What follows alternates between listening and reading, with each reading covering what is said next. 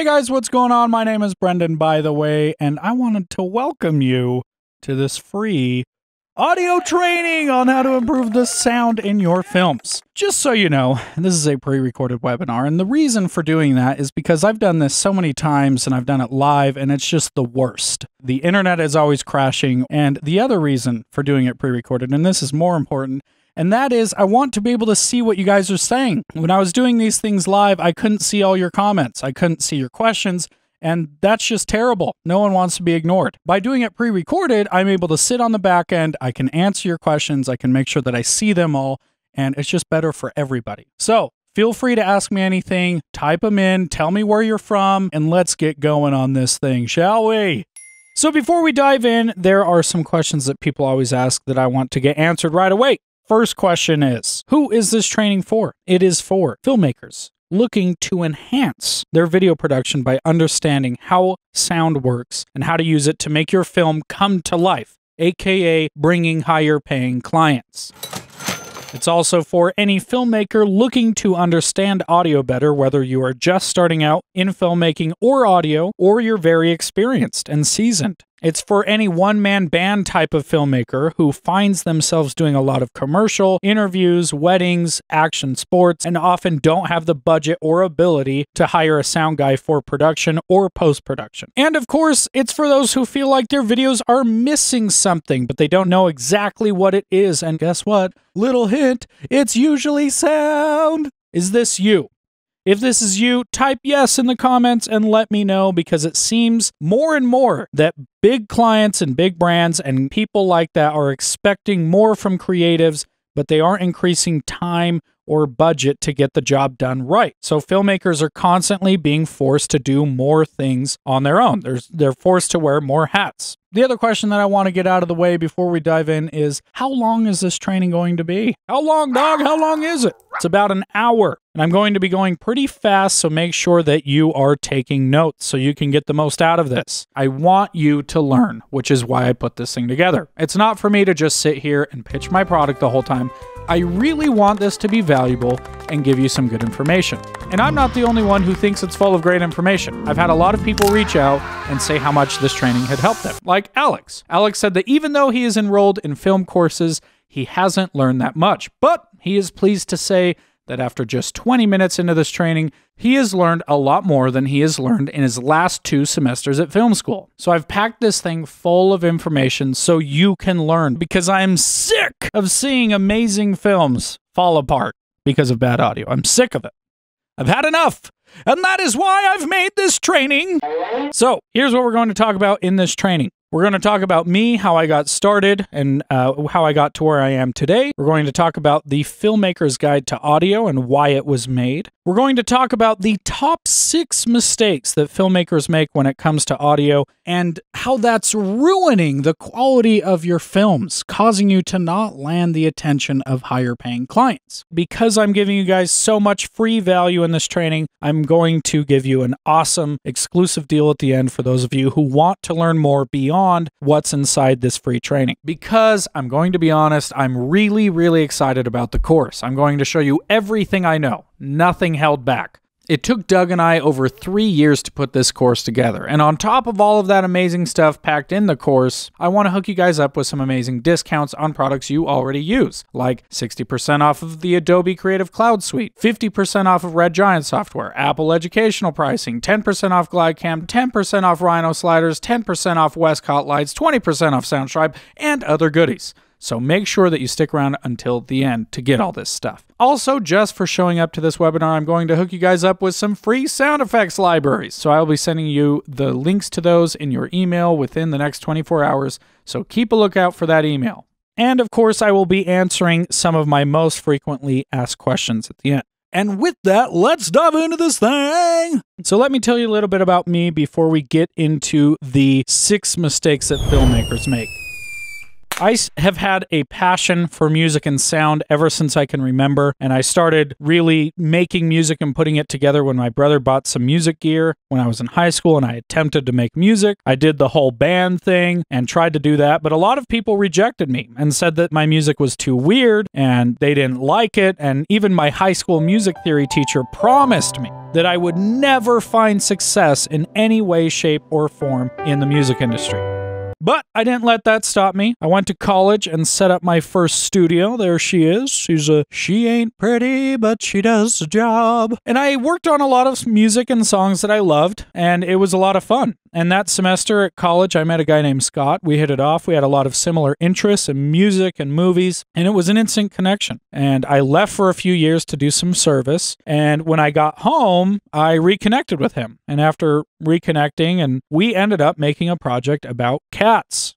And that video blew up. We were actually on set one day for this crappy commercial. I was running sound and he was shooting, and we just kept checking our phones. And it was like, 50,000, 80,000, 100,000, 130,000. And it just kept building up. And we were like, what is going on? And so within a week, this video hit 1 million views. And then we started getting contacted by other big YouTubers like Devin Supertramp and Grant Thompson from King of Random. And we started making music. And outside of making music for these guys, we started making our own videos and music videos, and we built up the channel Scott DW, and we were able to work with a ton of huge brands like Ford, Canon, Mattel, Macy's, Ubisoft, Virgin, Oreo, LG, and tons of other people. And on these productions, I worked as a sound engineer, a producer, a music composer, and I grew to learn what these companies expected when it came to quality. And since then, I've started a new venture with my really good friend Doug May, and together we've done sound design, mix, and compose for feature films, TV shows, commercials, and many, many other projects.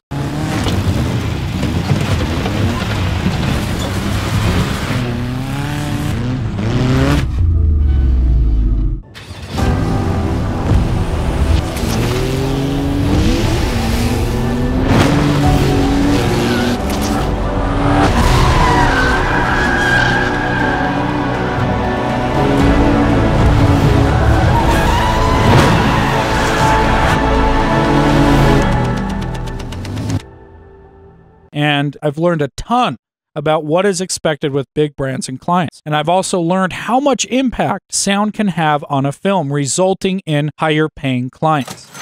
And a big area where filmmakers are consistently messing up and losing potential big jobs is bad audio. Bad audio can totally degrade a production. And these days where it seems like budgets are being cut all over the place, you may find yourself needing to wear more hats. So instead of just knowing how to shoot, you're also expected to know how to direct, how to light, how to operate a camera, how to edit, how to color, even how to deal with audio. And with people needing things done ASAP, and quick turnarounds and lower than ideal budgets, you have a ton on your plate. You can't always hire out. You don't have the time or the money to do so. For the most part, I feel like filmmakers excel at every area in these except for sound, which is unfortunate because it makes up so much of your film. George Lucas, you may have heard of him, creator of Star Wars, said, "Sound is 50% of the movie-going experience."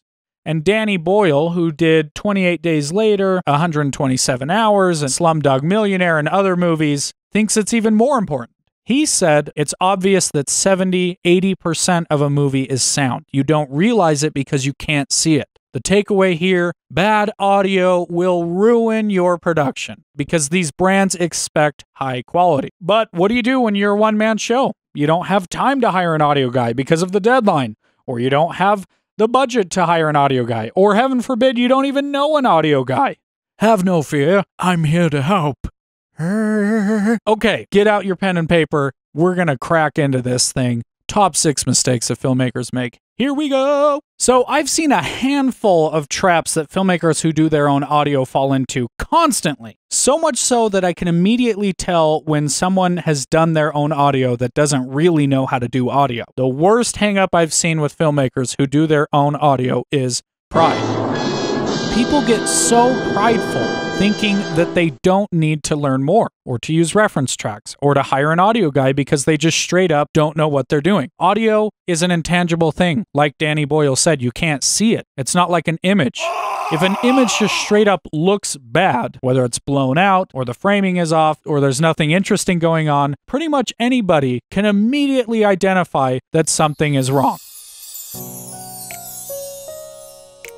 The problem with audio is people have different perceptions of audio. People's ears are shaped different. Their heads are shaped different. And what they use to hear audio through, whether that's a phone, laptop, earbuds, bad home theater systems, sound bars, they all portray audio different because everything sounds different. There isn't a standard that people can reference. But with visuals, you can take a look at it next to another video or picture and immediately realize what's off about it. Sound, you can't as much, which leads me to my first top mistake that filmmakers make. Here we go. First mistake! It's assuming everyone else hears audio the same way you do. In your world. And what do I mean by in your world? Well, it's what we just talked about. It's a combo of pride, ignorance, and lack of training. People are prideful, thinking that they can handle it when they really can't. People are ignorant, thinking that audio doesn't really matter because it's the visual that matters. Again, remember, hint, it's half the experience. And third, lack of training. People just don't know what to listen for when it comes to audio. But often you find yourself feeling like something is off. So what can you do to avoid making this mistake? Well, we'll talk about that in a second, but first I want to give you an analogy and tell you a wonderful story. So how do you feel when people say they can't tell the difference between 4K and 1080? I mean, it's understandable, right? It depends on the material, it depends on if they know what to look for, but that's okay. Not everyone has to be able to tell the difference. Now imagine if someone said they couldn't tell the difference between 1080 or 4K and 360p. Now all of a sudden you're feeling a little bit baffled. You're going to start questioning this person's sanity. So how would you feel if someone showed you a video that they were way proud of and insisted that you watch on your 4K TV, only to find out that they shot it in 360p and exported in 144? You would be shocked! Yet people do this all the time with audio. All the time. People are making 4K videos, but delivering the audio in, dare I say it, 144p. And yes, that actually says 144p. What's the fix? Use references! So what does that mean? Get out of your mental editing cave, get some fresh air for your ears, and listen to something that's not what you've been working on. Compare it to a video in the same genre as what you're working in. So let's say you're doing sound for a commercial. It's an interview and music. Pull it up next to another commercial that has interview with music. How does it compare? Is it quieter? Is it more muffled? Is it too bright? Does it seem empty? Hollow? See, by using references, you get a real-world example of what things should sound like. Because chances are the video that you're referencing has been done by an audio professional, and they know how to cater sound to multiple devices. So if you can get your audio to sound comparable to theirs, then you should be in a pretty good spot. And I know this may seem like a no-brainer, but it's real, and it happens. Now, we don't have time to go in this webinar to cover all of the different types of sound problems and way to fix them, but I do go over all these tips in the full course, covering things like manipulating EQ, compression, but hopefully this gives you an idea that you need to step outside, get a new perspective, and realize that people are going to hear audio differently than you are currently hearing on whatever you're editing on. So let's dive into our next filmmaker's mistake, which is capturing poor quality recordings, especially because of environment. Now, you may be thinking, oh, come on, duh, everyone knows that. I don't get bad recordings. I know what I'm doing. Now, whether you think that or not, this applies to you. We're going to talk about a few things in this area, so get ready. The first thing is environment. We're going to do a fun exercise that I love. So I'm going to shut up for the next 30 seconds, and I want you to do something, and that is listen. I want you to listen to everything going on around you. And you may be sitting there thinking, well, there's nothing going on around me. There is. There's a lot going on around you. There are so many tiny things that your brain is tuning out right now. This could be an AC, a dog barking, birds chirping, baby screaming, dinner burning. Whatever it is, soak it all in and listen and analyze. Here we go.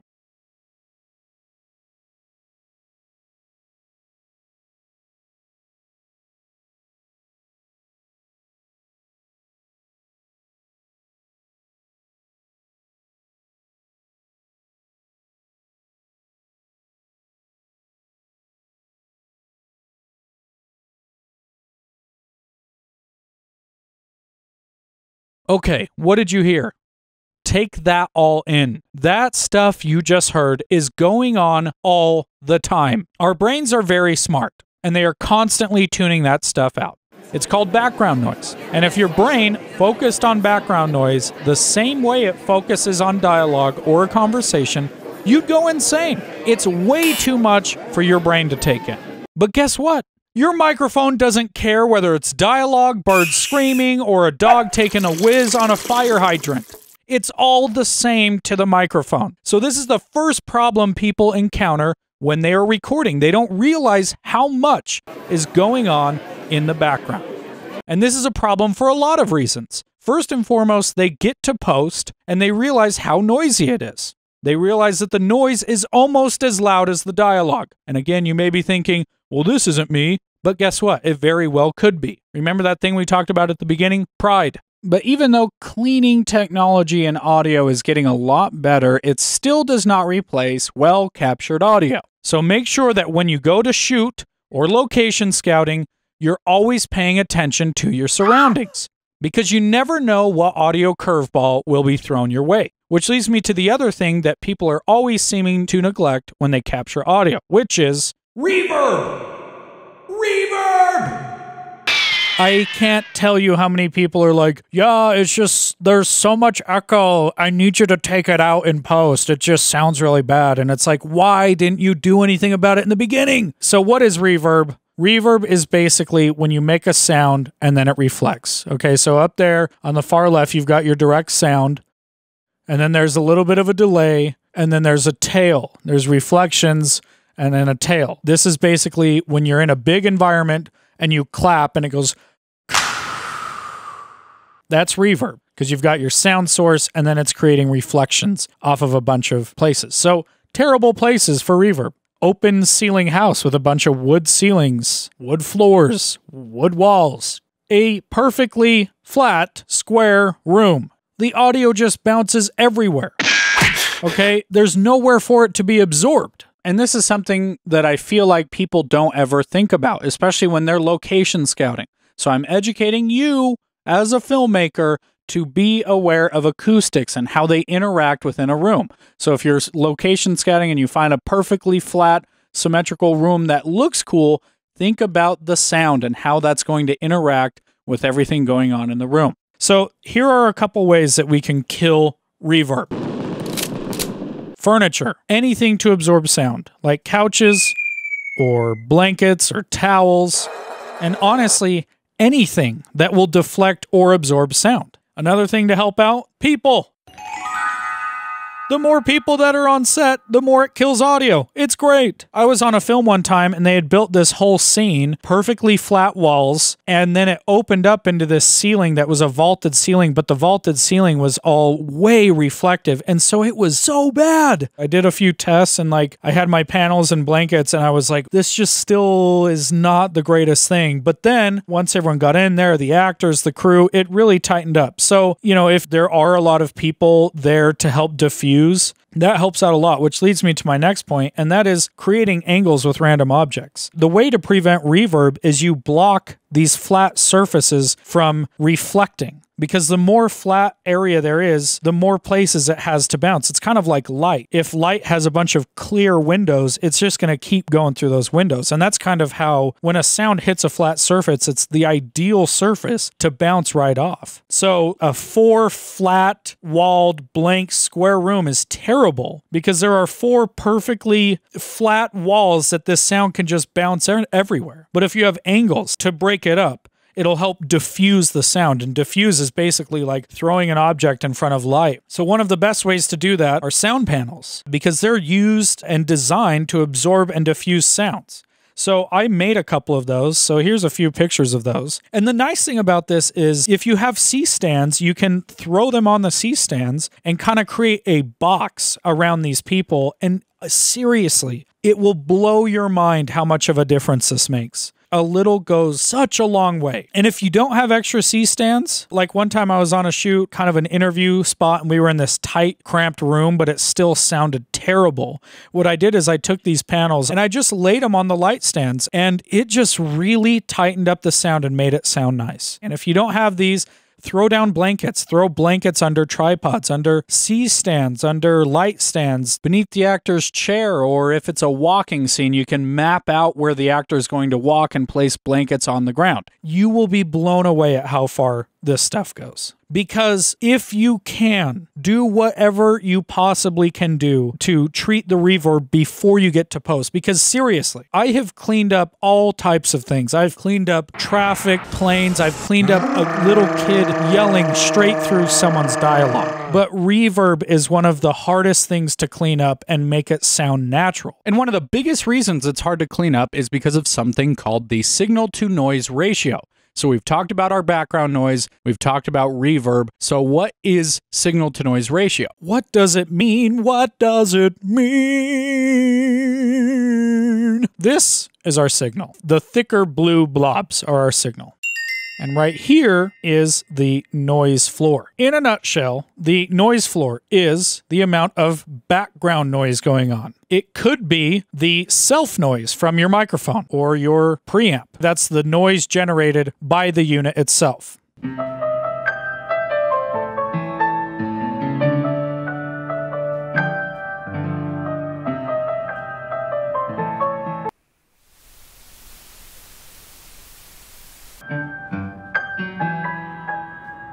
It could also mean your AC, a Dodge, that neighbor that you hate that's always yelling at his wife. Whatever it is, it's noise, and it's getting picked up by your mic. So all of that stuff falls into what I would call the noise floor. So what you want to do is try and keep your noise floor as quiet as possible compared to your signal. So this could mean turning off the AC, turning off refrigerators, shutting the windows, shooting your neighbor's dog. All of these things would help. So if you're recording talent who's whispering or their voice is more quiet and timid than Piglet, so what are you going to do about it? The number one thing to do is get rid of all the distractions and noises that are in your control, aka everything but the self noise. If your unit has self noise, that's inevitable and you'll have to deal with it in post. But the things like all the devices that you could turn off, that is in your control. And I'll often do this with talent. If the talent speaks really softly, because, you know, there's some people that just simply talk quiet, I'll tell them, hey, you need to speak up a little bit louder. And a good actor will know how to increase their volume without changing performance. The things that are in your control, you need to direct. So direct your actors, make them talk louder, because if you don't clear that noise floor, you're going to be kicking yourself in post. Now, of course, we've only touched lightly on this whole subject. There's a ton more that I cover extensively in the course, like how to deal with wind, how to clean up scratchy audio, but hopefully this gives you an idea, because reverb and noise floor type things, those are the biggest issues that I see filmmakers running into with their recordings.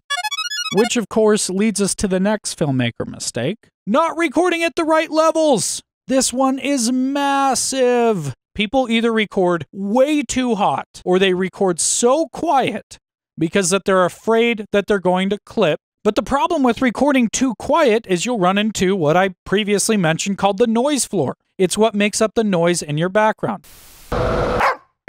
People are always saying, well, what level to record at because so-and-so said this and whatever blog recommended this. Let's clear up the confusion. Average levels, -18 to -12. Peaking at -6. So we're going to use the Zoom H6 as a readout here. So this is where you should be averaging your levels. Average means, you know, the way I'm talking right now, and then I go louder, and it's like you're averaging around there. And then your peaks are the loudest that your audio will go in. So if someone's talking quiet, then they go, hey, and hey, that's a peak. So you want to make sure your peaks are not going above -6. So here's my challenge to you. Will you record at these levels from now on? I need to hear a resounding yes. Will you record between -18, -12, peaking at -6? Yes? And just so you guys are aware, these things happen to audio professionals too. I was once working with an engineer who was recording an album at my studio, and he was recording everything way too loud. And he said it didn't matter when I told him to turn it down. Well, turns out he recorded the whole thing too loud, and I had to spend a bunch of time going through and declipping all of it, which didn't even sound good, and it took a bunch of my time had he done it right the first time. There was another time where I was on a film set doing audio for the job shadow video that's in the course on how to do audio for a wedding, and we got everything mic'd up perfectly. We had the groom mic'd up, we had the pastor mic'd up, we were tapped into the mixer board, everything was going great. And then all of a sudden, the audio system went haywire. Everyone jumped, dogs ran for the hills, birds scattered, old people were yanking out their hearing aids, bleeding, saying, "What in tarnation?" So in a panic, we're like looking around. The bride was already on her way down the aisle. We didn't even have time to mic her up because she was still getting ready, you know, right up until the wedding started. So as the ceremony was going, I just ran over and threw a Zoom right next to this lady, and it was on the ground. It was using the XY mics that were built onto the Zoom. Not ideal at all. It was about 30 feet away from the speaker, so, you know, I wasn't getting a good signal-to-noise ratio, and it was terrible. But you know what? It ended up being a really good example to teach you guys, because it's like, that stuff happens. You know, accidents happen no matter how much preparation you do. And so the way I fixed it was using 3 techniques that I will teach you in just a minute here: EQ, compression, and noise cleaning. That's all I did. And I just had to massage it and really try and separate that noise and signal ratio to get the best sounding audio that we had. Now, of course, all recordings will be different because of your microphone, your signal to noise ratio, like we talked about, aka how far away you are from your subject, but also things like the type of device you're using to record, like a camera preamp versus an external preamp, like a Zoom, the type of microphone effects, how you need to mic things and where to place microphones. For example, you can't just throw any microphone on the ground and hope it'll sound good. There's things like different microphones, preamps, how to mic people, where to place microphones, all that kind of stuff. Recording is one of my favorite subjects, and we don't have time to cover all of it right now, but a lot of people don't understand the basics of recording, which is getting the right levels. And like we talked about, -18 to -12, peaking at -6, that will get you so far ahead. Now that we've covered recording, there's another part that ties to recording, which leads us to our next filmmaker mistake. Number 4, not using the stereo image to its full potential. Now, this applies to recording audio, and it also applies to the post audio. So let's first start off with a quick demo of what mono versus stereo recordings sound like. Okay, this is an example of dialogue in mono. Make sure you are wearing headphones or listening on good speakers. This is an example of dialogue in stereo. Notice how it fills up more of the spectrum. Now, so many people record dialogue in stereo because in a way it's perceived as sounding better, right? Quote unquote. Because it seems to kind of fill up more of your headphones or speakers. But guess what? It's not better. It's just weird and unnatural. Like, think about when you're talking to somebody. Are they talking right in front of you? Well, yeah. If you're having a conversation with one person, they're usually right in front of you. And that's how we perceive the audio. When the audio is mono, in the middle, in front of you, in one source, you know, it's coming right in front of you. Whereas when people stick dialogue in 2 channels, when it's in stereo, this is how your brain perceives the audio. There's no source, so it sounds like it's coming from multiple areas, even though one person is talking. Now let's listen to a comparison between mono and stereo dialogue. I'm going to play the same clip, and then we're going to switch back and forth. Now listen, if you don't have headphones on, get some on right now. Hurry, run, go get them.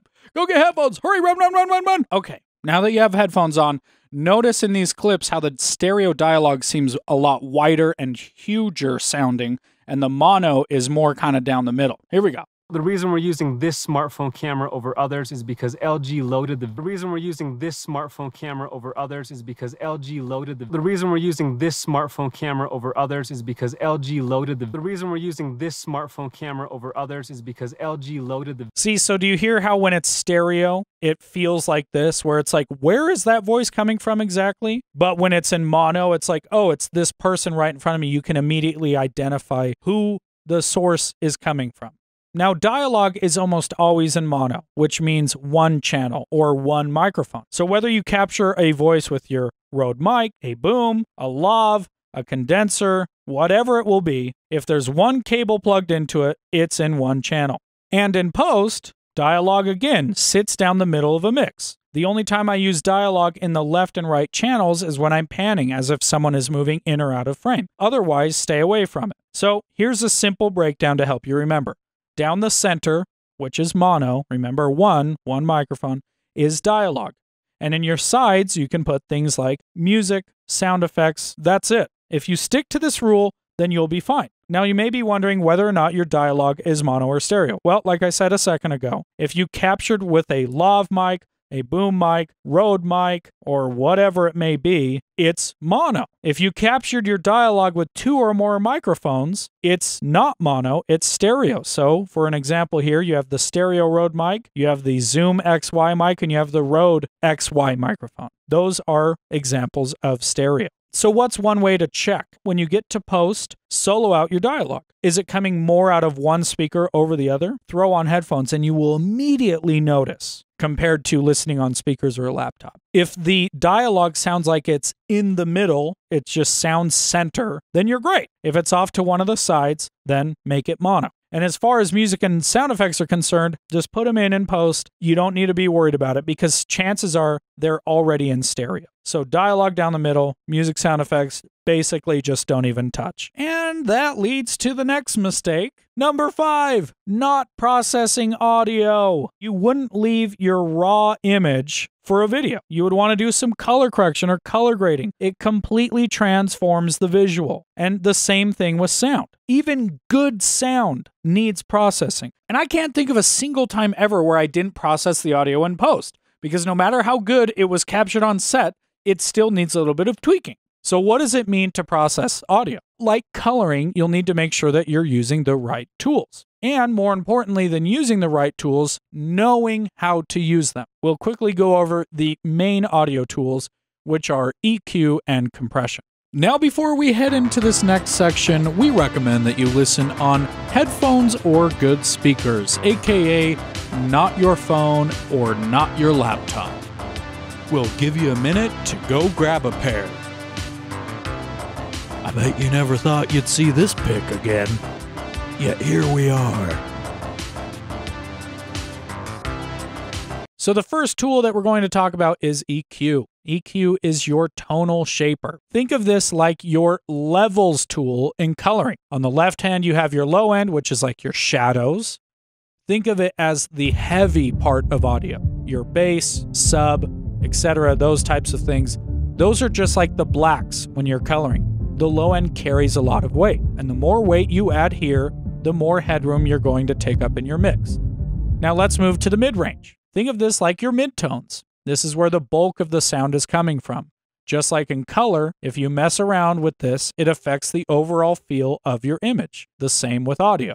Shoot better in low light situations without getting too much noise in the image. It also has a 10-bit image sensor, which means it can Have you ever noticed how when you mess with the midtones on a color curve, the whole picture changes? The shadows adjust the blacks, the highlights adjust the whites, but the midtones pretty much adjust everything. And that's the same thing with audio. The majority of everything, whether it's music, sound effects, and especially dialogue, hang out in the mid-range.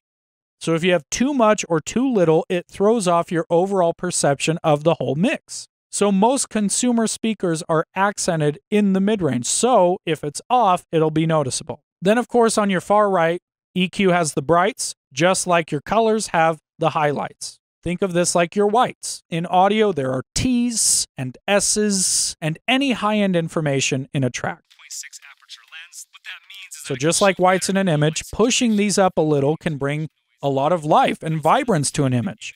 But push too far, you lose contrast and the whole thing becomes bland and it's really harsh on the eyes. It's the exact same way with EQ. If you push the high end on an EQ too far, you can ruin the whole thing very quickly.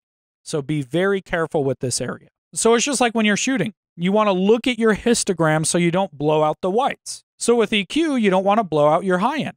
It's not pleasing to listen to, and it's extremely fatiguing. And what I mean by that is if your audio is overly bright, people won't be able to last more than 30 seconds before they're tired of listening to it and move on. Don't do it. So I want to do a quick experiment here. I'm going to play a clip of audio that's overly bright, and then I'm going to switch to a natural sounding piece of audio. Now, the biggest thing I want you to notice with this is you'll immediately think, again, hoping that you have good headphones and speakers at this point, you'll immediately think, wow, this natural one is extremely dark and muffled, but The reality is we've deceived your ears for so long with that really bright clip that your ears need to adjust. Think of like when you're smelling perfumes and you need to smell coffee beans to cleanse your nose. The same thing needs to happen to your ears. And that's why it's so important to use reference tracks like we talked about earlier in the training. Your ears need a refresh. So here we go. I'm going to play this piece of audio long enough for you to be deceived, and then I'm going to switch back.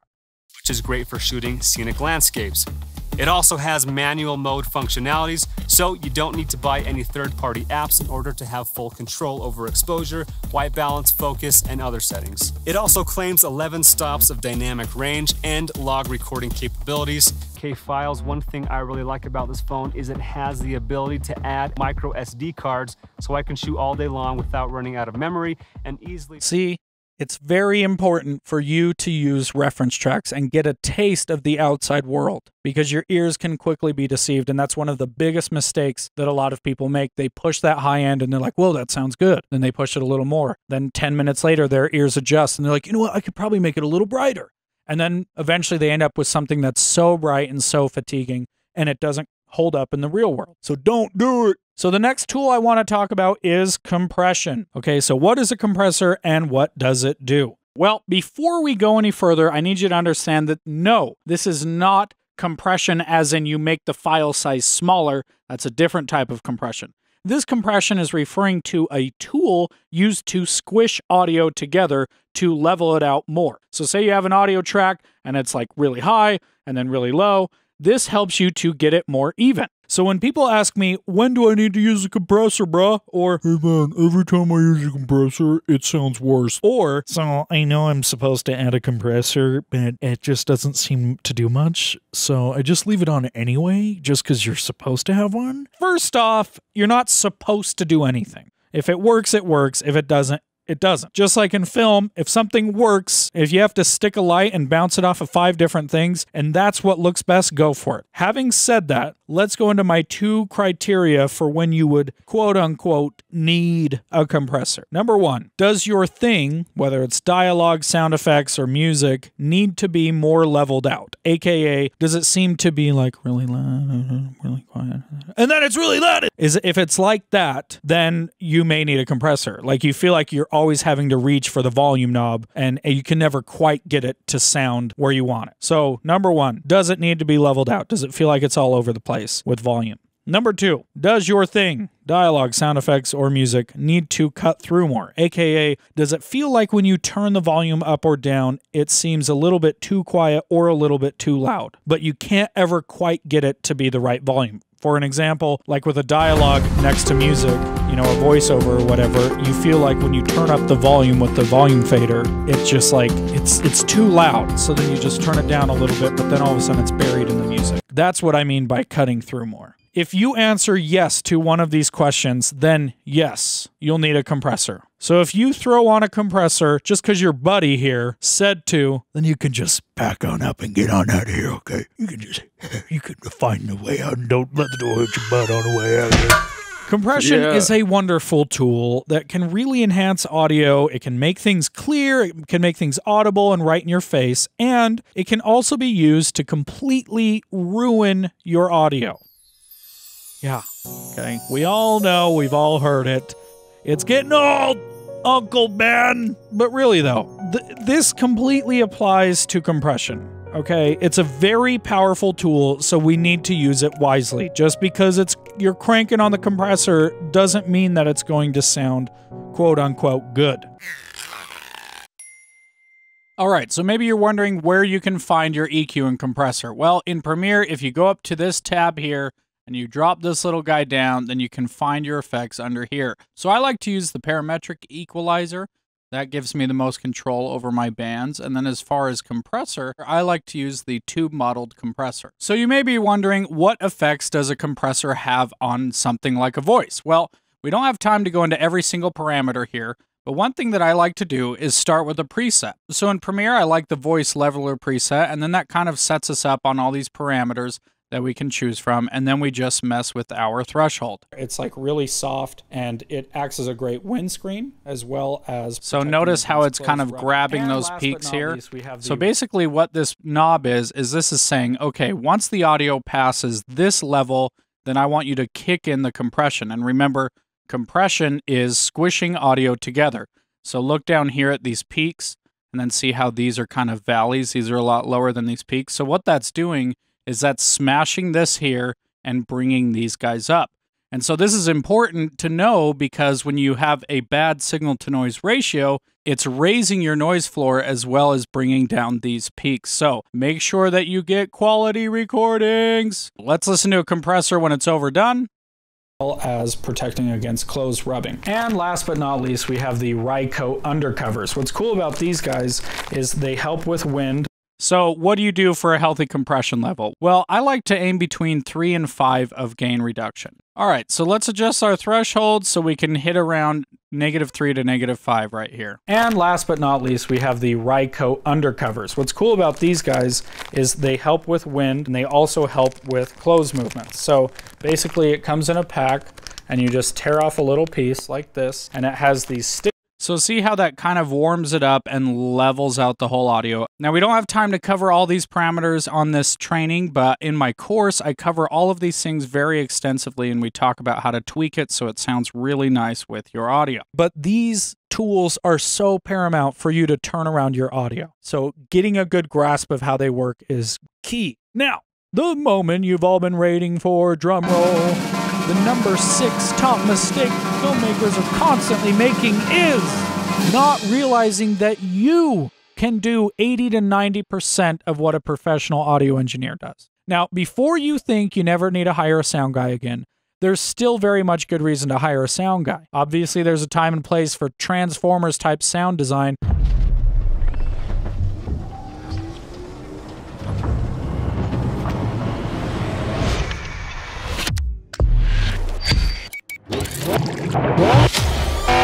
So that was a video that Doug and I did sound design for, but for the majority of wedding videos, real estate videos, action sports videos, and simple interview with music videos, you can do 80 to 90% of what I get hired to do. And to top that off, the other thing that people don't realize is that when they hit me up to work on something, I almost always start around $500. And like I said, for one-man shows, people doing weddings, simple interview commercials, etc., I'm almost always doing EQ, compression, and cleanup.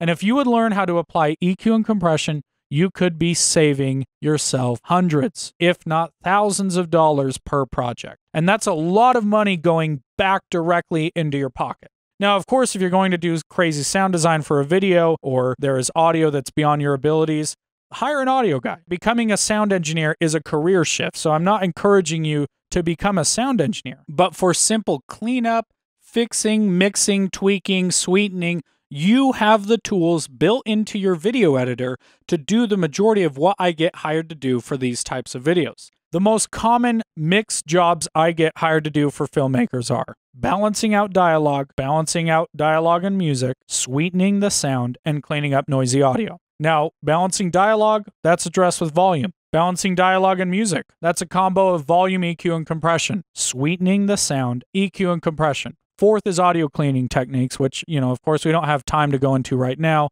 but that is something that I cover extensively in my course. So real quick, let me show you a few examples of those. So I'll just start and I'll have a title on screen of what I'm doing. Balancing dialogue and music, sweetening the sound. So here we go. Wow. I love the term cartoonist. Stop motion artist. A rap to this. I always felt like an imposter. Who are my characters and what are their deepest fears? What's trying to stop them? Wow. I love the term cartoonist. Stop motion artist. A rap to this. I always felt like an imposter. Who are my characters and what are their deepest fears? What's trying to stop them? How do I look? We got it. I felt empty. I hadn't found my physical and mental limits. It just came into my head. 50, 50, 50. 50 Ironmans, 50 states, in just 50 days. I felt empty. I hadn't found my physical and mental limits. It just came into my head, 50, 50, 50. 50 Ironmans, 50 states, in just 50 days. Feeling that already. It's nice to know Division 1 has the budget for the good stuff. Is it true you were referred to as Weapon APOC in Division 7? Feeling that already. It's nice to know Division 1 has the budget for the good stuff. Is it true you were referred to as Weapon APOC in Division 7? Feeling that already. It's nice to know Division 1 has the budget for the good stuff. Is it true you were referred to as Weapon APOC in Division 7? So you just learned in the last 30 minutes how to address 75% of those problems. And by understanding how an EQ works and how it affects audio already puts you miles and miles ahead of almost every filmmaker I've ever met. Understanding these basic concepts will make your work stand out from others in a massive way, resulting in higher paying clients and more returning customers. And the thing that people always forget with sound is that when it's done properly, the production value quadruples. And it's not always the audible things that people hear, it's the things that they feel. If you change the way your videos sound, people will feel the quality of your work and it will stand out from everyone else. And like I've said, we don't have time to go into every single thing to know that there is about how to do audio for your videos in this training. So before I start answering my most frequently asked questions, I want to show you what's inside my course, The Filmmaker's Guide to Audio, what it includes, what it looks like, and what you can expect from it. So the course has over 70 videos clocking in at over 10 hours, and it's always growing to meet your needs. So the content of the course starts all the way from the gear, like what microphones to use for your individual setup. I go over the classic debate of speakers versus headphones, and when you'd want to use each one of those. I talk about field recorders, microphone patterns, when you'd want to use what type of microphone, what software you'd need, and I also show you what I use to give you an idea of what's inside an audio guy's gear bag. And if you want to look at these, here is a link to my kit page where you can see the gear that would work best for your setup. So I don't know about you, but I've bought so much gear that everyone on the internet said, you have to buy this. But I ended up buying it and it just sat in a box and rotted to death. So I don't want you to end up in that position. So I've spent time going through and making sure that it's stuff that you as a filmmaker would need to improve your audio. And that's why I've divided the kit pages out into individual setups. So that covers the gear section of the course. The next section is the technical section of the course. This is where I go over the most common mistakes of audio, which are things like how to deal with non-ideal environments, how to use, place, and hide microphones to get the optimal placement and sound quality, including tips for boom and lav, and how to clean up messy audio. I dive a lot further into EQ and compression, using extensive examples and real-world scenarios like matching different interviews to sound the same tonally, how to balance music with dialogue in depth, how to make sure that your content is the right loudness so it doesn't get turned down by automated systems like YouTube or other broadcasts. I then go into audio cleaning, which is a huge one. There are a handful of things that I constantly see filmmakers running into, and we address all those, like cleaning up an air conditioning or a hum in your audio, cleaning scratchy lav audio that has clothes rubbing against the mic, declipping audio, cleaning audio that was captured with an onboard camera microphone, and even how to make your ADR sound more believable. And the funny thing about sound cleanup is I get hired to do this all the time. And if you can learn how to do this, you can start making yourself some pretty good money. I usually charge around $400 starting per job. So it's because a lot of people don't know how the cleaning works, how to do it properly. So I teach you all of my methods, all of my tricks and tips on how I get my audio clean. And these have taken me years to learn through trial and error, learning by mistake. So I want to save you guys the time and the hassle of learning by mistake so you can know exactly what to do right out the gate. For example, Andrew, he's a student that bought my course not too long ago, and he made this comment in our Facebook group. He said, "Hey, I'm so glad I found this course. I shoot real estate videos, client testimonials, promo videos, etc. I'm not even done with the technical section, and I've already got my money's worth. No joke. I was able to clean up some audio that I thought was beyond saving. That is crazy to me, because this is no small thing to repair a piece of audio that you think is beyond saving. And what I love about it is that these are things that took me years to figure out because I didn't really have someone to point me in the right direction. I didn't have a mentor to help guide me. Andrew is already figuring this stuff out, and he only just started the course. Now, I've heard all kinds of audio in all types of situations from my students, like these.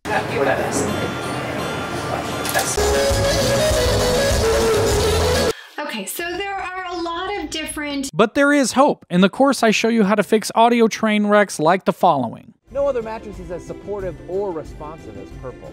Just like my best girlfriend, Veronica. Anything for you, babe. 270.3 pounds of hug. No other mattress is as supportive or responsive as Purple. Just like my best girlfriend, Veronica. Anything for you, babe. She's, whoa. It's 270.3 pounds of hug. Grade level. But kids who finish the Learning Dynamics reading program, grade level. But kids who finish the Learning Dynamics reading program, Gut health benefits for less than the price of most probiotic alternatives. That's what I thought. Nation. Gut health benefits for less than the price of most probiotic alternatives. That's what I thought. Nation. Now you may be thinking, I don't get train wreck audio like that, which is great. You get good, healthy recordings, but even those can use work. Pulling the trigger on something like this can be a little scary. Pulling the trigger on something like this can be a little scary. And then we hop into sound design. I cover a few basic things like how to layer sounds, how to choose them. I also talk about the process of building out a sound bed and how that can really bring life to your film. I also have a virtual jobs shadow section where I go from beginning to end in real-life applications of all the things that you've learned throughout the course and how that applies to specific situations, like doing commercials, doing wedding videos, doing real estate videos, action sports videos, etc. And like I said, I'm always adding to the course, and one of my favorite things to add is students' problems. So like if you're going through a problem and it's like, hey, I'm really struggling with this issue, chances are if you're struggling with that, then others are as well. So it's a great teaching opportunity. We both learn, we both get to go through the problem together, and you can see how it applies to you directly. Plus, as a bonus to all of the videos, one of the best ways to really learn something is by having a mentor. And I have had the opportunity to mentor a few people, and they've been able to grow at like 100 times the speed that I was able to. So I'm here to be your mentor if you need help with anything related to sound. Send me an email. I want to help. So if you have questions or you have a tough clip that you're struggling with or you can't quite grasp a concept or whatever it may be, I know the value that it can have just to brainstorm with someone else and say, what can I do to make this better? So I'm here to help you out. But even more valuable than me helping you is the peer mentoring that goes on in our private Facebook group. It's full of filmmakers and audio engineers. So you can be confident that either someone is going through what you're going through or you're getting professional help from other audio engineers who do this as a living. And I've had people reach out and say how much they love the group. And Louise has said that the support received in the Facebook group is 11 out of 10. It's worth the purchase price just for the support network. So there are a lot of people around to help you out with whatever your questions are. And because this is a school, I'm able to get anybody who joins the course a discount on the Adobe Creative Cloud Suite. And with that student discount, you can get 60% off, which is an annual savings of $360. It's an amazing deal if you're already using any of the Adobe products for editing video or photography like Premiere or Photoshop or Audition. So this discount alone will pay for itself by joining the course. And again, because it's a school, I'm able to offer 50% off of Red Giant software, Apple educational pricing, 10% off GlideCam, 10% off Rhino sliders, 10% off Westcott lights, 20% off Soundstripe. So with the amount that you save and the discounts you get, the course pays for itself just by signing up, and especially if you use the Adobe Suite. So there you have it. The lifetime membership includes over 70 plus videos clocking in at over 10 hours, covering everything you need to know to become your own in-house audio engineer. And I'm always adding to that. Plus, I'm here to be your personal mentor, and you get access to the community where there are other filmmakers and audio engineers there to help you with your troubles. I've got the virtual jobs shadow where I take you behind the scenes of jobs that I'm actually working on and showing you how these principles and techniques apply in the real world, plus the student discount on the Adobe Suite, which saves you $360 annually, and also the Red Giant, GlideCam, and Rhino discount. And honestly, the whole reason I even built this course is because I'm so passionate about audio, and I cannot stand to see amazing films getting ruined by bad sound. I know how hard you guys work for your films, and I know how much work goes into making a film, even a film that people say is a small-scale film. Every single film, to me, every single idea is worth creating. So therefore, I believe that every idea should be shown in its best light. So I don't want your ideas, your stories, your dreams, your passions to be held up by lack of access to an audio person or lack of knowledge. My goal is for you to make higher quality films by improving your audio, helping you land higher paying, more consistent clients, and saving you thousands of hours and tens of thousands of dollars by learning how to do your own audio. And by learning and applying the techniques I teach in the course, you will end up making money because you won't have to hire out audio jobs that you are now doing yourself. And on top of all of that, the content in this course covers what a couple semesters at an audio school would cost you, upwards of $55,000.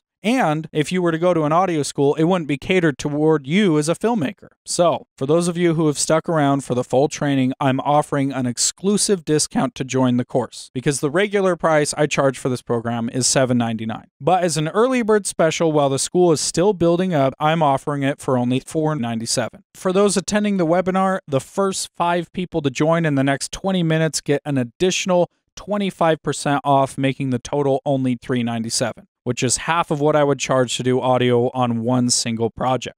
So all you have to do is click the link that I'll provide in a second, click Join Now. It will take you to this exclusive checkout page where the 25% discount is already applied. Enter your email, put in your credit card, or you can use PayPal, hit Complete My Purchase. Then you'll land on a thank you page and you're ready to log in. It is that easy. So without further ado, I'm going to give you the link to that offer. Okay, here is that link. All right. So, like I said, you have 20 minutes to take advantage of the discount. And again, we only have 5 coupon codes available with that discounted price. It's a first come, first served basis. So if you're thinking about joining, now would be the time to do it. And for those of you who use the Adobe Suite, remember that you get a student discount giving you an annual savings of $360 off of your Creative Cloud subscription on top of everything else that you get. So I want you to know that this course isn't something that I just threw together on a whim overnight. It's the culmination of over 3 years of work and several revisions to make a product that really had something to offer and really gave people real value. I didn't want to just be some random guy spouting out random facts and information about audio, okay? I really wanted this to be something that would truly help you take your skills to the next level. And the most rewarding thing to me is that I know that it's working. I was talking to a student about how much work went into developing the course, and he said, "I can only imagine how much time went into development. I'm definitely seeing the benefit. Hopefully others will too, and it'll all be worth all the pain and hours of work." And it is, because he also said, "This is by far the best explanation of the audio essentials I've ever seen, from gear to edit and cleanup. Brenden puts it across in an easy to follow and entertaining way." And it's not just him. Another student, Avon, said, "This class is exactly what I was looking for. I've always wanted to feel more comfortable with sound on our productions, and this is already giving me the confidence." I even had one student who's not even a filmmaker sign up for the course. And Cody said, "I mainly got your class not as a filmmaker, although I dabble, but as someone who is interested in the audio for film, location, and post. I needed to find something to get my feet wet and give some guidelines as to how to go about recording on location and mixing. Your class has been a perfect primer for that, so I want to thank you so much for that." And there have been many more who have been really happy and feel like they're learning a ton. So if you're on the fence about it, you can be confident that you'll be satisfied. And if you're not satisfied, please, by all means, let me give you a refund, because I would feel awful if someone signed up and was not getting the satisfaction that they were hoping to get. So, while that 20-minute timer is going, I will be answering my most frequently asked questions. So feel free to ask any questions in the chat box. If I don't answer your question with my voice, I will try and answer your question in the chat box, so pay attention to both. Okay, here we go. First question is, why would I buy this when I could find tutorials for free on YouTube? That's a great question. You could go on a hunt through the internet and find tutorials on YouTube, of course. But from personal experience, you are going to be sifting through a lot of nonsense. And it's not just me who has gone through this. I know a ton of people that have tried the YouTube route. Like, a few people have reached out to me, like this guy right here. He said, I am self-taught, or should I say YouTube taught. Like many people today, I know for a fact that I am missing a lot of simple knowledge that could be greatly helping my video making. After watching your webinar, I realize even more than before the importance of good audio. And Maria said, I'm very happy because the worst part of my videos is always audio, and I've checked thousands of YouTube videos and more to figure this out, and I haven't improved anything. Thank you very much for creating this course and for letting me be a part of it. So not only do people feel lost going through YouTube, but they feel like they aren't improving anything. And that's partly because they have nowhere to find it. Plus, the biggest thing that I've noticed is consistency and quality. I feel like I find one tutorial that I like from somebody and then the rest are not that good. Or I find a tutorial that I like from someone else, but they only have one or two. And I've gone the YouTube route and it is painful. I spent years trying to find out what I needed to know. And even after all of that, most of the tricks and techniques that I use today is all stuff that I've had to learn the hard way by doing it with trial and error. I don't want you guys to have to go through that. I understand that you have a life, that you don't have time to sort through all the nonsense or try and guess what you should remember or what's just fluff. That was my biggest thing. I didn't know what I actually needed to know, so I tried to soak in everything and it was just overload. So I've made Filmmaker's Guide to Audio a full comprehensive course that teaches you what you need to know as a filmmaker, okay? Because I've been working in the industry for years on all types of film sets. I've been in all types of jobs on a film set, doing everything from pre-production all the way to post-production, and I know what knowledge is essential for you to know. And there are some people that think that going to a specialized school is the only way to learn this type of information. I personally don't believe that that's true, because there's a lot of stuff in school that isn't practical or even necessary. One of my students, Brandon, actually majored in sound recording technology in college. And he said, so I can honestly say that Brendan knows WTF he's talking about. And I love the techniques he shows in this program. I went to college for 2 years, and he literally teaches you everything I learned in just 1 day, depending on how much you can take in. So, if all this course does is save you the hassle of hiring an audio guy for post on one single job, it would pay for itself, almost twice. And I promise you that if you study what's in the course and apply what I teach, you will be able to engineer more than one of your videos. Okay, next question. How do I boost the volume of raw audio? So, there are a few ways to do this. You can either turn it up with the mixer in your video editing software, or you can use what is called clip gain and adjust the individual clip's volume. So you can do this by either double-clicking and seeing what the gain is, or in Adobe Premiere and Final Cut X, you have a line through the middle of the clip, and you just basically click and drag that up to turn that up.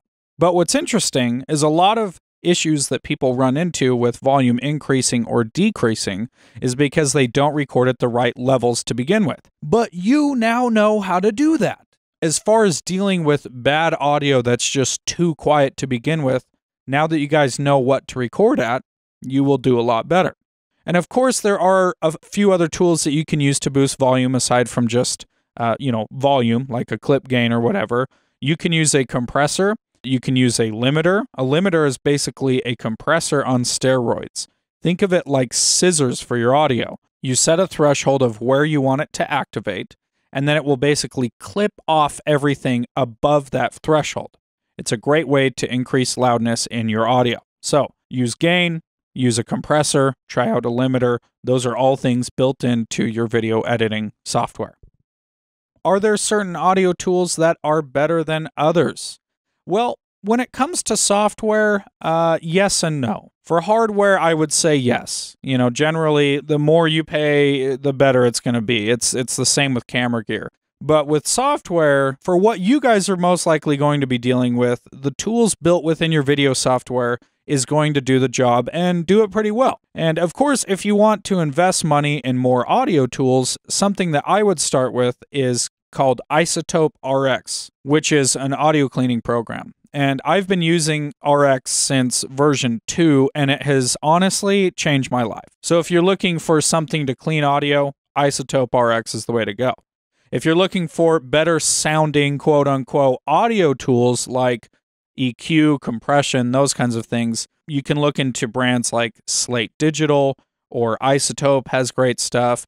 Or my favorite EQ that I actually was using on screen during this training, it was that purple one when we were talking about EQ and how it compares with your levels tool on adjusting the picture color. Remember that one? So that one is called the FabFilter Pro Q. It's super smooth and it is just seriously a joy to use. But the question remains, are these tools arguably better? Well, again, it depends on what you're trying to accomplish. Like I said, for the majority of work I've got from filmmakers who do weddings, interviews with music, commercial type things, corporate videos, real estate videos, action sports videos, the plugins are built into your software. But if you feel like you want to buy something, Isotope RX would be one of the first ones. Next question, how do I match different microphones? They sound different when I record. For example, lav and boom. Yeah, this question people ask all the time. And I think the answer is twofold. For the sake of example, let's do a video with a series of interviews where you have different people being interviewed. So the first part of the answer would be try to get your audio to sound as close as you can to what you want when you're recording. So for example, say you have to use a lav for an interview that you're doing right now because the background is too noisy to use a boom. So you have that lav buried under someone's shirt and it sounds a little bit muffled. But the interview you captured yesterday for the same project, you're going to use the boom because it sounded a lot better. So what do you do here? Well, for interviews, one thing that I like to do is if it's a medium or a tight shot, what I'll do is clip the lav just below the frame on the outside of the person's shirt. So that way it sounds natural. You're not dealing with clothes rustling. You're not dealing with muffled audio and running wires through people's shirts, which gets annoying. So do what you can to make it sound as close to the boom as possible, which a boom, for a refresher, sounds like how your ears pick up dialogue, which is natural, airy, and clear. So if this isn't a possibility and you have audio that's muffled, that's where part 2 of this answer comes in. Do it in post! I know that's the worst phrase ever, but I mean, that's kind of what we have to deal with. So you would go in post with this clip and tackle it with some EQ. So by now, you should understand the effects that EQ can have on audio. So if it's muffled, boost the high end, like we talked about earlier. Will you boost the high end to make it brighter? If it's too heavy or bassy, you can cut out some of the low end, which in turn will actually make it sound brighter. You don't even have to boost the high end. So once you've got your dialogue EQ'd out, how do you match it to your boom? Well, what I like to do is edit the video. Then once I know what order the interviews are going to go in, then I will set a loop point and listen to the dialogue that I'm trying to fix. And I'll work at it with EQ. And then I will actually go and reference the boom audio to the next interview or previous interview to make sure that I'm on track. So in this case, you're referencing your own audio as a reference track, and that helps you match each clip with each other. EQ is going to be your best friend here. Okay, so the next question is about the Filmmaker's Guide to Audio. If I buy it, will I get lifetime access, and will I get access immediately? Yeah, you'll get access to the content for life, and anything else that I add in there, you will get for free at no additional cost. It's just this one-time upfront payment. You pay it once, and you move on. And the best part is you can go back and watch these videos as many times as you want. You can move at your own pace. You can watch whenever you want, so it will always be available to you. And yes, of course, you'll have immediate access to the content. The site is really simple to use, so once you create your account, your videos will always be hanging out there for you whenever you need them. How do I reduce room hums? Oh, that's another great question. So that's something that I specifically cover in the course, but there are a few things that you can do with tools that you should already have access to built within your video editing programs. And one of the main tools that you can use is called a de-hum tool. Adobe has that built into their suite. Final Cut has the same thing. It's called hum removal. So that would clean it up really fast. Now, what if you're working with a program that doesn't have a de-hum? Well, you can then move to de-noise module. And what you'll want to do there is highlight some of the background noise where no one is talking, and then you'll have the tool learn that noise profile. Then you can apply that to your dialogue. So it's important whenever I'm capturing audio, I always make sure to have a little bit of handles on my audio files, either at the beginning or the end. And you may have heard the term grabbing room tone. It's the same thing, right? You want to make sure that you have a little bit of leeway that you can bridge audio gaps or learn noise profiles. Now, what if you don't have a de-hum or a de-noise program? Well, the next option would be using, you're never going to guess, EQ. So what you do with an EQ to get rid of a hum is you do a low cut, and you cut out the rumble of your AC or your machine humming or whatever it is. You know what? That's why I always say, make sure you get good recordings because it will help. Okay, next question. How loud should I make my videos? Oh man, well, that one is kind of a loaded answer. And I cover this topic specifically in the course to help you know what you should aim for, depending on the type of material you're working with or where you're delivering. But the biggest problem with loudness is the fact that it's an ongoing debate with no specific solutions. And I'm not going to go into that right now because people have made seminars and 10-hour courses on just the subject of loudness. I mean, it is a deep rabbit hole that you don't want to go down. But to answer in the simplest way right now, I would go back to what I recommended: use references. You're probably sick of me saying that, but that's what it's all about. References help us get a real-world check on what's going on. So there are some target loudness levels to hit, but it depends on the material you're working with and what medium you're going to be broadcasting to or uploading to. So we're not going to go into those specifics right now, but use references. And if you're having trouble getting your audio louder, do what I said earlier: grab a limiter and bring up your overall audio. That's something that I cover in the course, but hopefully that kind of gives you an idea. Just a reminder, that timer is still ticking. So if you're on the fence, snag that bad boy. You're gonna love it. Next question, what program do you use to teach in the course? That being said, I do use Adobe Premiere when I am teaching out of a video software, simply because the majority of members all use the Adobe suite. So I found that that's most relevant to teach out of for the software-specific tutorials. But that being said, I've done everything I can to make sure that everything I'm teaching is universal. So in the case where you use Final Cut Pro or another software, I do have an extensive background in editing in Sony Vegas and also in Final Cut Pro. So if for whatever reason you have a hang-up, I'd be more than happy to help you out. How do you properly cut music? I can't figure out how to get a song to fit my edit. For example, songs are usually 3 to 4 minutes and my edits are 60 seconds. This is a really common thing, and with songs, the biggest thing to remember is that they have tempo. So just like your edit has a feel to it, you know, you can kind of feel when you need to cut or whatever, a song has a locked feel. It follows a very specific grid. So if you just chop in the middle of this grid, the whole thing will feel off-balanced and weird, which will result in some pretty upset artists. Because remember, just as much as you are making art with your film, people are letting you use their art with their music. So when you hack it up and make it weird, it makes them angry and upset because you're, messing with their art. So what's the solution to this? Well, there are a couple solutions. And one of them is to find the tempo of the song that you're going to use, download a click track of that BPM, beats per minute, which is that obnoxious clicking metronome that you've probably heard at some point in your life, and then edit to that. And then you can pop in the song, and that will help you edit to the grid. And then you're not guessing where the song is having its downbeats. But what if you can't find the tempo or you're not sure? Next move I suggest would be to tap your foot to the song. And it should have a groove that will make your head start bobbing. Even if it doesn't have a beat, it has that underlying rhythm. And that groove that you're bobbing your head to, those are the downbeats. And that's where you're going to want to cut.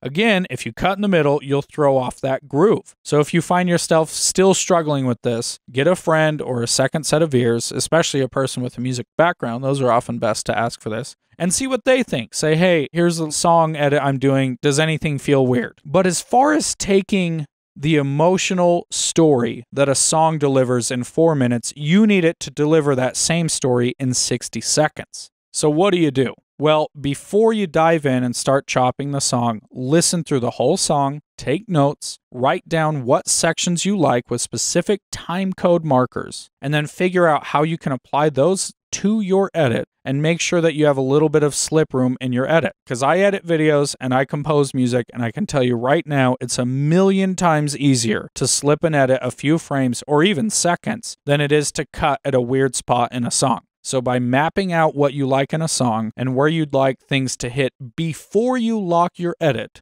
you'll be in a better position. Now, what about movie trailers or things where you need sharp cuts?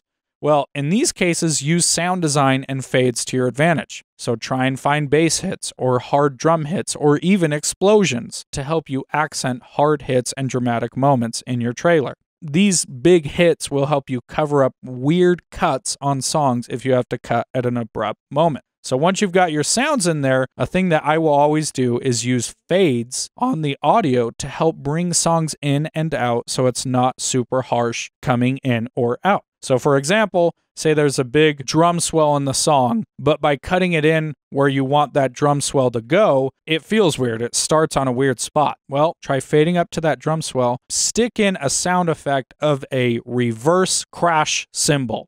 Reverse crash cymbal, write that down. Then cut off the music with a loud drum or bass hit or explosion. Trust me, it's great. It's dramatic. It's gonna get the feels going. You know what I'm saying?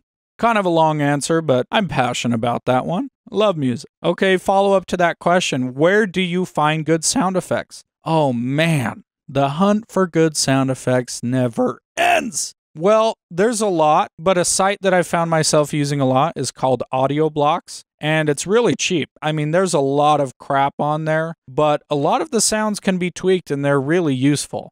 So look into that if you haven't heard of it, audioblocks.com. Also, if you're an Adobe Cloud member, you get over 12 gig of sound effects for free. So again, that's included with the membership to become a student for the Adobe Creative Cloud membership, so that also comes with it.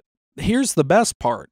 Now that you know what levels to record at, go out, buy a friend lunch, and go record some Foley sounds to use in your projects. Get traffic noises, nature, birds, lakes, streams, parks, malls, restaurants, whatever. It's a fun activity, and then you have a bunch of stuff for your library that you can use in the future. Trust me, those things are so handy to have, especially if you find yourself doing action sports, weddings, real estate, etc. Like, oh, I'll get a bunch of people chattering, and then that way when I do a wedding video and I add in sound, then I can just stick in that chattering and it feels nice and full. Grab your recorder, record at healthy levels, and get some sounds. Next question. If I have a specific question, can I email you? Yes, I'm here to help. Send me an email, brenden@audioguide.co, BRENDEN @audioguide.co, and I will help you out with any questions you need, which again, to me is what separates this from an experience you'd have hunting for YouTube videos, and that is having personal access to a practicing professional who can help you overcome your stumbling blocks. So hopefully I've been able to answer most, if not all of your questions. If I missed any, feel free to email me your questions. Again, that's brenden@audioguide.co, and I will try to respond to those as soon as I can because I am all about teaching and helping, so don't hesitate to reach out. Also, if you have any doubts or concerns about whether or not this course would be right for you, send me an email and let's talk about it. I truly believe that you can get a lot out of this. So if you're having questions or hesitations, hit me up and let's go through them. Okay. The offer has officially ended. So all of those who procrastinated, or if anyone is having payment issues, hit me up again at brenden@audioguide.co if you guys still want that discounted price, and we will get you taken care of. So with that, I bid you a farewell. I hope that you've been able to get some good value out of this training. If you guys want to follow me on socials to waste your life away, you can follow me at Brenden. By the way, I wish all of you the best of luck, and I hope that you are able to accomplish your goals and dreams, and if there's anything I can do, please let me know.